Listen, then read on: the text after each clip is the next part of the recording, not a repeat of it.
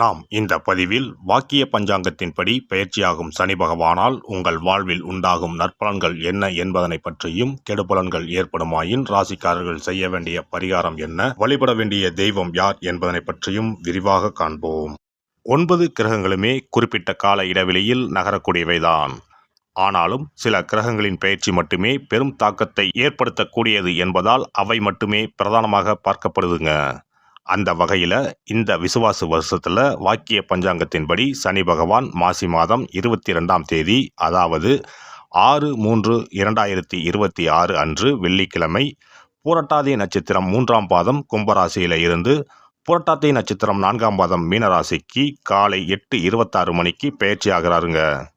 இந்த பெயர்ச்சியில் மகர ராசிக்கு முழுமையாக 7.5 சனி நீங்குதுங்க. கும்பத்துக்கு பாதச்சனி, அதாவது 7.5 சனியின் கடைசி சுற்று ஆரம்பமாகுதுங்க. அதே சமயம் மேசராசிக்கு 7.5 சனியின் தொடக்கமான விரயச்சனி ஆரம்பம் ஆகுதுங்க. இந்த சமயத்தில் தனுசுக்கு அஷ்டாஷ்டமம், சிம்மத்துக்கு அஷ்டமம், மீனத்துக்கு 7.5 சனியில் ஜென்மசனி காலகட்டம் தொடங்குதுங்க. இந்த சமயத்தில் கடகத்துக்கு 9ஆம் இடத்துல பாக்கிய சனியாகவும், துலாம் ராசிக்கு 6ஆம் இடத்துல ருண ரோக சத்துருஸ்தானத்தில் வரக்கூடிய அமைப்பும் ஏற்படுதுங்க.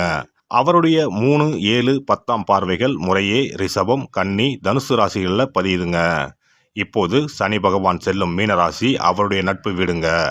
அதோட அடுத்து வரக்கூடிய குரு பெயர்ச்சிக்கு பிறகு குரு பகவானின் 9ஆம் பார்வை மீனத்தில் பதிய இருக்குங்க. இத்தகைய கிரக அமைப்புகள் மற்றும் சனி பகவான் மீனத்தில் இருக்கக்கூடிய காலகட்டத்தில் ஏற்படக்கூடிய பிற கிரக பெயர்ச்சிகள், இப்படி எல்லாவற்றையும் கணக்கில் கொண்டே இந்த பலன்கள் தரப்பட்டிருக்கு.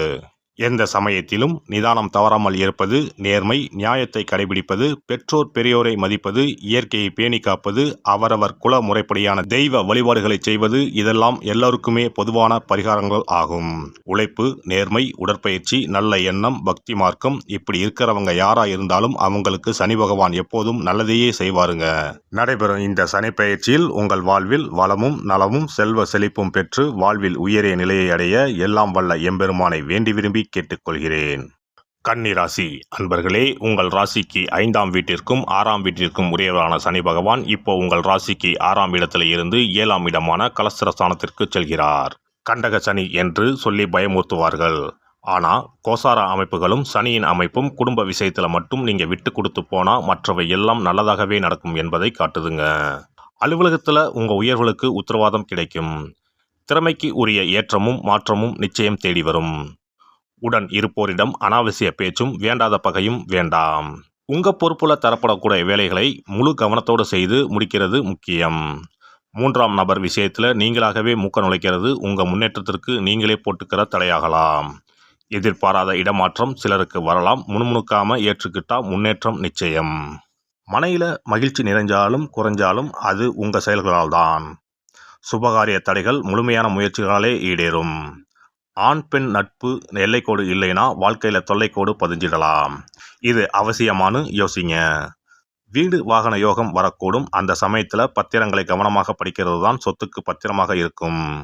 பெரியவங்க உடல்நலத்தில் அக்கறை அவசியம். செய்யும் தொழிலில் தளராத முயற்சிகள் இருந்தால் வளர்ச்சி ஏற்பட தொடங்கும். புதிய முதலீடுகள் எதையும் குடும்பத்தினர் ஆலோசனை கேட்காமல் செய்ய வேண்டாம். பங்கு வர்த்தகத்தில் அதீத முதலீடு ஆபத்து. அரசுக்கு செலுத்த வேண்டிய வரிகள், கடன்களை முழுமையாக செலுத்துகிறது நல்லது. அரசியல் துறையினர் நிதானமாகவும் பொறுப்புணர்ந்தும் செயல்பட்டால் உயர்வுகள் நிலைக்கும். 3ஆம் நபர் பேச்சை கேட்கிறதும் மேலிடத்தை குறை சொல்றதும் கூடவே கூடாது. இடமாற்றம் வந்தால் மறுக்காமல் ஏற்றுக்கொள்ளுங்கள், அதுதான் நல்லது. பொறுமையாக இருக்கும் பெண்களுக்கு பெருமையும் புகழும் பரிசாக கிடைக்கும். வாழ்க்கை துணையுடன் மனவிட்டு பேசுங்கள். வாரிசுகளால் பெருமை சேரும். கல்யாணத்துக்காக காத்திருக்கவங்களுக்கு தேவையற்ற மனக்குழப்பங்களை தவிர்க்கணும். மகப்பேறு விஷயத்தில் மருத்துவர்கள் அறிவுரையை அவசியம் கேளுங்கள். மாணவர்கள் அன்றன்றைய பாடங்களை அன்றன்றே படிக்க வேண்டும். சோம்பல் கூடவே கூடாது. வயதில் பெரியவங்க வார்த்தைகளுக்கு மதிப்பு கொடுங்க. கலை படைப்பு துறையினருக்கு பலகாலத்து கனவுகள் நனவாகும். வரட்டு கௌரவத்தை தவிர்த்தா வளர்ச்சி சீராக இருக்கும். பயண பாதையில் கவனச்சிதறல் கூடவே கூடாது. வாகன பழுது சிறிதாக இருந்தாலும் உடனடியாக சீர் செய்து கொள்ளுங்கள். தலைவலி, கழுத்து, முதுகு, தோள்பட்டை, அடிவயிறு உபாதைகள் வரலாம். உணவை முறைப்படுத்துங்கள். இந்த சனி பெயர்ச்சி காலகட்டத்தில் ஒரு முறை மேல்மலையனூர் சென்று அங்காளம்மனை வழங்குங்கள். இஷ்டம்மனை ஞாயிற்றுக்கிழமையில் வழங்குங்கள். உங்கள் வாழ்க்கை ஒளிமயமாகும். சிறப்பு தொகுப்பு. சனி பெயர்ச்சியால் ஏற்படும் பாதிப்புகளை சரி செய்யும் சக்திமிக்க 10 பரிகாரங்கள். சனி பகவானுக்கு உரிய சனிக்கிழமைகளில் விரதம் இருந்து அவரை வழிபடுவது மகத்தான பரிகாரமாகும். இந்த விரதத்தில் மதியம் ஒருவேளை மட்டும் உணவு உட்கொள்ள வேண்டும். இயலாதவர்கள் பழம் மற்றும் எளிய உணவுகளை ஏற்கலாம். சனிக்கிழமை அன்று காலையும் மாலையும் குளித்து சனி பகவானை தொழ வேண்டும். மாலை நேரத்தில் சூரிய அஸ்தமனம் அடைந்த பிறகு சிவாலயம் சென்று வழிபட வேண்டும். விநாயகரை முறைப்படி வணங்கி ஆலயம் வலம் வந்து மூலவர் அம்பாளை தரிசித்த பிறகு நவகிரகங்களை வலம் வந்து வணங்க வேண்டும். சனீஸ்வரரை வணங்கி சனி காயத்ரி மந்திரத்தை 18 முறை கூறி மனதார வழிபட வேண்டும். பின்னர் நல்லெண்ணெய் ஊற்றி 5 அகல் விளக்குகள் ஏற்றி வைத்து வழிபட வேண்டும். சனீஸ்வரர் தனி சன்னதியில் இருந்தால் அந்த சன்னதியின் முன் நல்லெண்ணெய் தீபங்கள் 5 ஏற்றி வைத்து வழிபடுவது விசேஷம். அருகிலேயே கிழக்கு நோக்கி அமர்ந்து சனீஸ்வரனின் சுப அருள் கிடைக்க வேண்டும், சனிதோஷ பாதிப்புகள் அகல வேண்டும் என்று பிரார்த்தனை செய்து வரலாம். இயன்றவர்கள் அன்றைய தினம் மாற்றுத்திறனாளிகளுக்கு அன்னதானம் வழங்குவது விசேஷம். சங்கடகர சதுர்த்தி தினத்தில் விநாயகருக்கு 8 சிதறு தேங்காய்களை உடைத்து நெய் தீபம் ஏற்றி அர்ச்சனை செய்து வழிபட்டால் சனியின் பாதிப்புகள் குறையும். அதேபோல் வெள்ளிக்கிழமை தோறும் அதிகாலை நீராடி அருகம்புல் மாலை சாற்றி அரசமர பிள்ளையாரை சுற்றி வந்து முறையாக வழிபட்டால் சீரும் சிறப்பும் நாடி வரும். தோஷங்களை எல்லாம் போக்கும் சக்தி பிரதோஷ வழிபாட்டுக்கு நன்மை உண்டு. அதிலும் சனிக்கிழமைகளுடன் இணைந்து வரும் சனி மகா பிரதோஷ நாளில் நந்தியையும் ஈஸ்வரரையும் வணங்கி வருவது சிறப்பான பரிகாரமாகும். அப்போது சுவாமி நந்தி அபிஷேகத்துக்கு பால் வாங்கி கொடுக்கலாம். அது மட்டுமின்றி திருக்கோவில் விளக்கேற்ற எண்ணெய் வாங்கி கொடுப்பதும் சிவாலயங்களில் வில்வத்தலத்தால் அர்ச்சனை செய்து வழிபடுவதும் மிக உன்னதமான பரிகாரங்கள் ஆகும். பொதுவாகவே சனி பகவானின் தானியம் எள். அந்த எள் எண்ணெயில் அவருக்கு விளக்கு ஏற்றி வழிபடுவதால் நன்மைகள் பெருகும். சனிக்கிழமை விரதம் இருந்து எள் எண்ணெய் தேய்த்து ஸ்நானம் செய்து சனி பகவானுக்கு உகந்த எள் எண்ணெய் விளக்கிட்டு எள் சாதம் படைத்து சனிக்கவசம் ஓதி வழிபடுவது சிறந்த பரிகாரமாகும். வெள்ளிக்கிழமை இரவு எள் தானியத்தை கரும்பட்டு துணி அல்லது கருமை நிற காகிதத்தில் வைத்து மடித்து தலையணைக்கு கீழ் வைத்து படுத்து உறங்கவும். மறுநாள் காலையில் எள் எண்ணெய் தேய்த்து குளித்து முதல் நாள் மடித்து வைத்த எள்ளை வடித்த சாதத்தோடு கலந்து நைவேத்தியம் செய்து காக்கைக்கு வழங்க நன்மைகள் ஏற்படும்.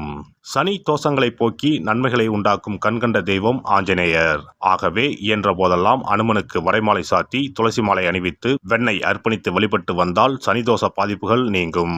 வீட்டில் நலப்புராணம் படிப்பதாலும் நேரம் கிடைக்கும் போதெல்லாம் ராமநாமத்தை உச்சரிப்பதாலும் பாதிப்புகள் நீங்கி பயனடையலாம். ராமநாம ஜபம், சுந்தரகாண்ட பாராயணம் என குழுவாக இணைந்து கூட்டு பிரார்த்தனை செய்வது மிக அற்புதமான பலன்களை பெற்றுத்தரும்.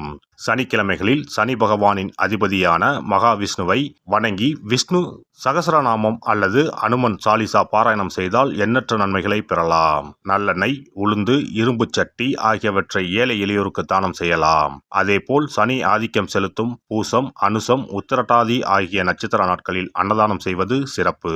நடக்க முடியாத மாற்றுத்திறனாளிகளுக்கு நம்மால் முடிந்த உதவிகளை செய்தால் சனி பகவான் அருளால் மகிழ்ச்சியான வாழ்க்கை அமையும்.